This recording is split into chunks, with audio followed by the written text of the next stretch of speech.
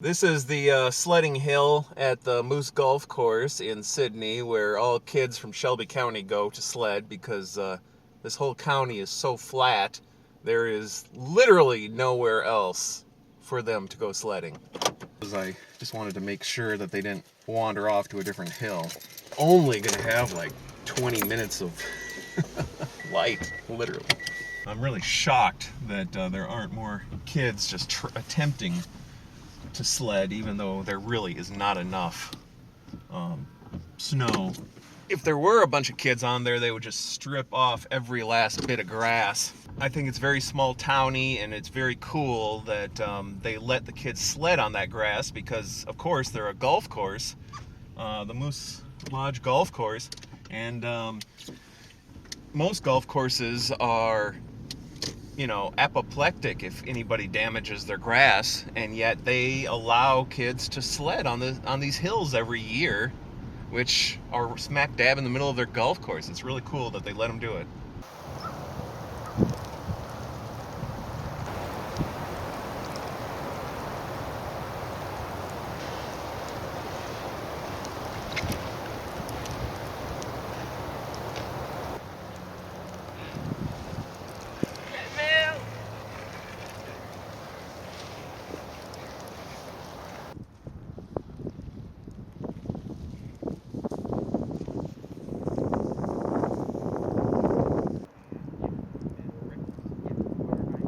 All right, we're back. Mission accomplished. Not bad. First snowstorm of the year. Yep, we got lucky. You can see by the trails on the snow, they are the only people that came out today, even though it's the first snow of the year. I'm a little shocked. I always would love to know, like, what are all the different families saying when inevitably the kids bring up, hey, should we go sledding? And then what was the key factor that kept them from coming out today? But we got the shot that we needed, and that's what matters. All right, so that's not just a black picture you're working on, Luke. We both saw a UFO tonight. Wow. We did. That beats the normal night around here. It does. I never thought I'd ever see a UFO before in my life, because I don't believe in them, for starters. What I mean is I never thought that I'd ever see something that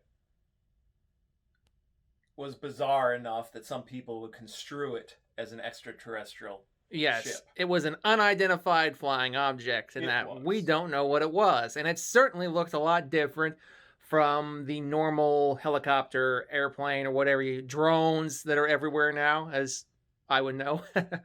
And Luke would know because he constantly sees them on his Facebook feed, whether he wants to see them or not, just like everyone else in Sydney does. Oh, well, I didn't say that. I didn't say that.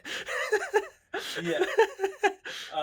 Yeah. And I mean, to be honest, drones are still at my top of my list as to what I think they are. But I think what we have here is, if I had to take a wild guess for $1 million, it'd be that they are some sort of military drone, would be my guess.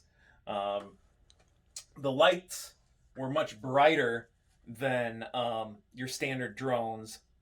Normally, you take your standard drone, like the one Bryant has, which is a higher end drone, and you take it up to the height that these lights were, they disappear. You hardly see anything, or it'd be just a almost microscopic speck. These were really bright lights, much brighter than most of the stars in the sky, and yet they were really high in the air. Yes, way high in the sky. Yeah, I was thinking, kind of maybe as high as a jet would just be my, like Brian said, no clue, but that was just kind of my guess that it was jet high. Clearly not jets, looked nothing like jets. As you can maybe see here in the zoomed in, you can see just how bright white that is. And no blinking like you would have with a helicopter, or with a airplane. All right, Luke, I think we got our answer, courtesy of other people on our Facebook page. It was Elon Musk. Elon Musk. Starlink. He's going to bring the internet to the entire world. Yes, Now, I had heard of that program that they're doing. You hadn't even heard of it. I had never even heard of it. But I had never heard that the satellites were visible, could be visible, or that they are sending them up in groupings like that. The one photo you showed earlier, yeah. Correct. Like that.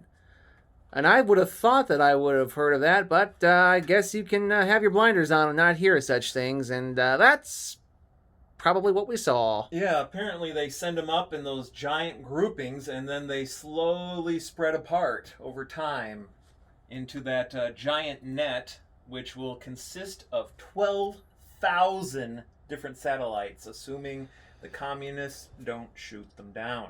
So thank you, Elon Musk, for bringing the internet to the world.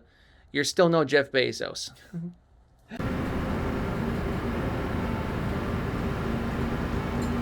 Ready here to photograph some good times. I don't think I can see my breath, but it feels cold enough to see my breath.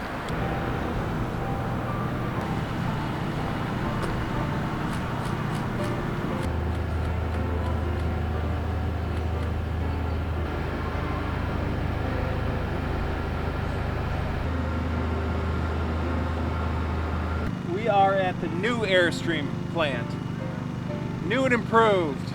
For anyone that likes those type of RVs, this would be heaven for them. Correct. And it is their Christmas drive-in today. They're letting people from the nearby villages come here and drive by window displays. I'm thinking I'm gonna try quick and see if I can't get that Merry Christmas in there and get that line of cars.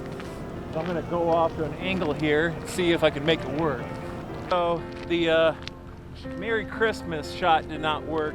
Merry Christmas sign with the, I'm trying to show up the large number of cars. So I'm going to go over there and I'm gonna shoot this way through this lit up entryway, so I can show off the large number of cars that are in a line waiting to go through.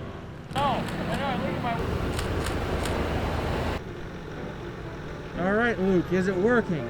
Nope, I give up. I need to be higher up to get a really good view of the cars, and it's just too flat. If anything, I'm a little farther down than the rest of the cars. I don't think I can really show off just how many people have arrived in a visually decent way. If I had a stool about yay high, so I could get a nice view over the tops of the SUVs, I think it'd be more doable, but it's not, so I'm done. I've got enough. Probably wouldn't be a shot that would run in the paper itself anyway.